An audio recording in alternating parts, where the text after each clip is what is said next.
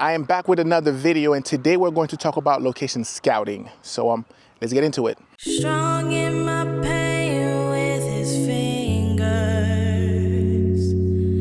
singing my life with his words.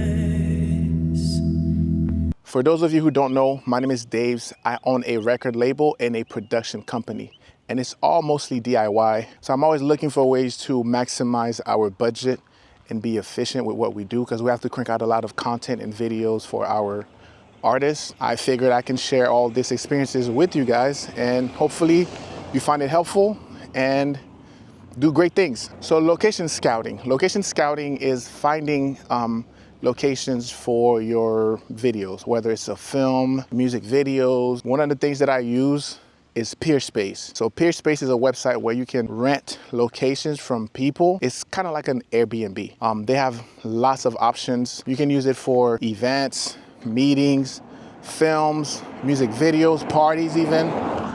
So it's pretty neat. They're not sponsoring this video. I just decided to mention them because I've only had great experience using it and it's served me well. So I figured I would share it with you guys. And also, I learned that not a lot of people know about Peerspace. So, well, not a lot of people that I know. I highly recommend using Peerspace. They have locations everywhere. Of course, California is known for filming and stuff like that. So they have a lot of options in California. But also, I've used them in Georgia. They have lots of options there. I've used them in Florida, which is my home state. Plenty of options here. Even overseas, I was filming in Paris. I was looking at some options and they had a lot of great options as well. So yeah, so Peerspace is pretty great. I have no complaints. All right, the second tip is you can actually use Google Maps. So what I've done in the past is if I have a certain setting that I need, I just look it up on Google Maps. So let's say I need like a wilderness or a park. I would just go on Google Maps and look up those terms and find places that fit what I'm looking for. And if it's a business, you can just call up the business and ask them if you can film there. Most of the time, they'll say yes. And if they don't, then you can maybe offer to do a quick commercial for them or tag them in your work. That usually works. So yeah, so Google Maps is a great tool. You can scroll around and look for things. And then also, depending on the state that you live in, if you live in a free state, I'm not trying to diss California, but certain states are very relaxed when they see people with cameras. I've shot in state parks before. I even shot in a state park, like a feature film, because we had a scene where it was at night. The people need to be in a forest looking place. So we talked to the city. They said, yeah, they gave us a permit. We had people there. And then we went there at night. We shot the scenes. And then everything went smoothly. But I know places like California, you might not have that option because they want to charge you for everything. If you're holding a camera, they want to charge you. You need a permit, you need all that stuff. So your other options are standing sets. Standing sets are sets that were built specifically for film production. Those can be quite expensive, to be honest.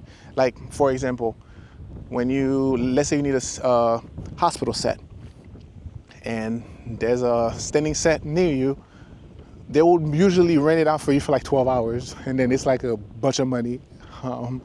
Or you can just go through Peerspace, find a space that somebody dressed up as a hospital room or a hospital whatever, and then use that. So you have plenty of options when it comes to location now. And what else? So we talked about Peerspace. We talked about using Google Maps. We talk about using local resources. Well, one thing that's not like part of location, I guess, would be if you need certain cars. You can use Turo for that. I'm sure a lot of people know about Turo. You can just rent cars.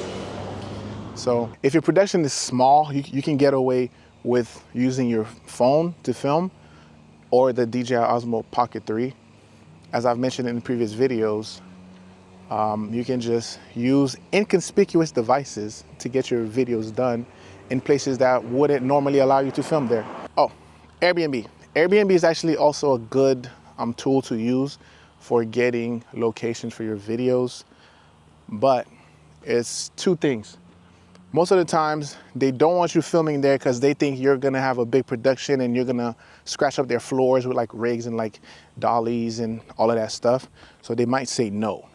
But if you have a small production, they don't need to know that you're filming. You didn't hear that from me. But realistically speaking, just ask them ahead of time, because that's what I've done. I ask them like, hey, can we film there? This is the nature of our shoot. It's not big, it's small. We're not gonna have any heavy equipment. We're not gonna damage anything. It's not a party, it's none of that stuff. Can we film there? And most of the time they say yes. And if they say no, then you don't wanna be there and be a pain in the ass or like having to worry about people coming to stop your shoot. So just ask permission in advance.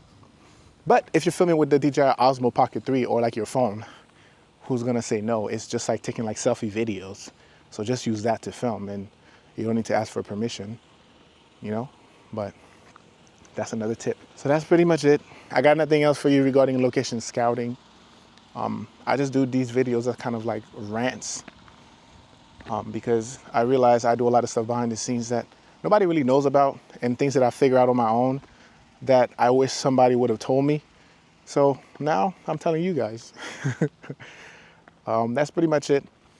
I'll see you guys in the next one. Hopefully you learned something. And if you didn't, too bad. I'm kidding, but all right, see y'all in the next one. Peace.